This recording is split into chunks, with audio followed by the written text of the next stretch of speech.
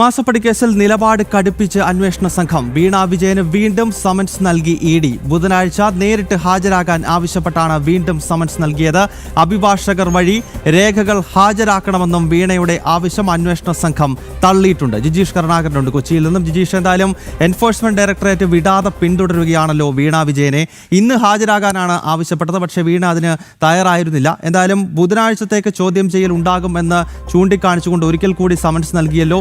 എന്താണ് മറ്റു വിശദാംശങ്ങൾ ജിജീഷ്?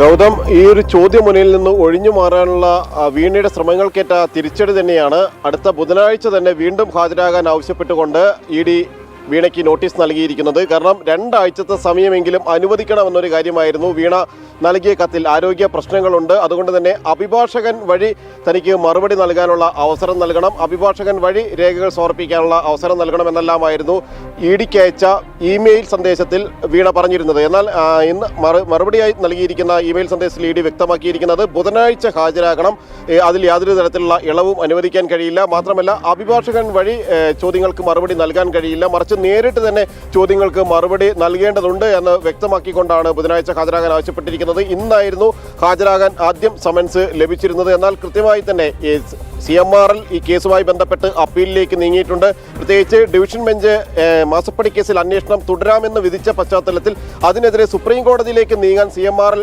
ശ്രമിക്കുമ്പോൾ താൽക്കാലികമായെങ്കിലും സ്റ്റേ ഉണ്ടാകുമെന്നെല്ലാം വീണ പ്രതീക്ഷിക്കുന്നു. അത്തരം ഒരു വിധിക്ക് അല്ലെങ്കിൽ നിയമ നീക്കങ്ങളുടെ ഭാഗമായിട്ട് കൂടിയാണ് 2 ആഴ്ചത്തെ സമയം കൂടുതലായി അനുവദിച്ചതും നിലവിൽ ചോദ്യം ചെയ്യലിന് ഹാജരാകാതെ ആരോഗ്യ പ്രശ്നങ്ങളടക്കം ചൂണ്ടിക്കാണിച്ച് മുന്നോട്ട് പോകാൻ ശ്രമിക്കുകയും ചെയ്യുന്നത്.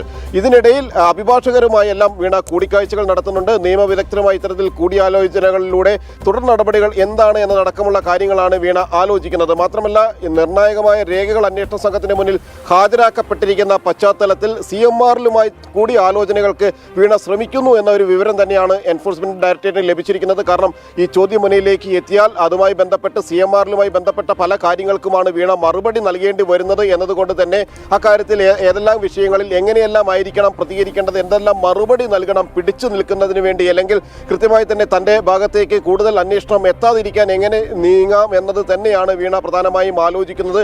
അതിനുള്ള ഒരു സമയപരിധിയാണ് വീണയെ സംബന്ധിച്ചിടത്തോളം ഓരോ സമൻസുകളും മാറ്റി മാറ്റി പുതിയ സമൻസ് നൽകുന്നതിനും ഒഴിഞ്ഞു മാറുന്നതിനുമുള്ള ഒരു കാലപരിധി എന്ന് പറയുന്നത്. എന്നാൽ അന്വേഷണ സംഘത്തെ സംബന്ധിച്ചിടത്തോളം നിർണായകമായ രേഖകൾ അന്വേഷണ സംഘത്തിന്റെ കൈവശം ലഭിച്ചിട്ടുണ്ട്. പ്രത്യേകിച്ച് കരാർ രേഖകളടക്കം വീണയുടെ എക്സാലോജിക്കും CMRലുമായി നടത്തിയതും വ്യക്തിപരമായി വീണയും CMRലും നടത്തിയ രേഖകളടക്കമുള്ള കാര്യങ്ങൾ, അതിന്റെ കരാർ രേഖകളടക്കം ലഭിച്ചിട്ടുണ്ട്.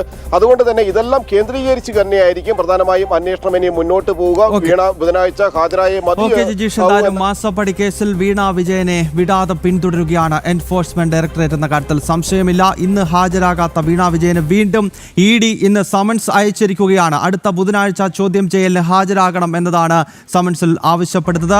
ജിജീഷ് കരുണാകരനാണ് വിശദമായ വിവരങ്ങൾ നൽകിയത്.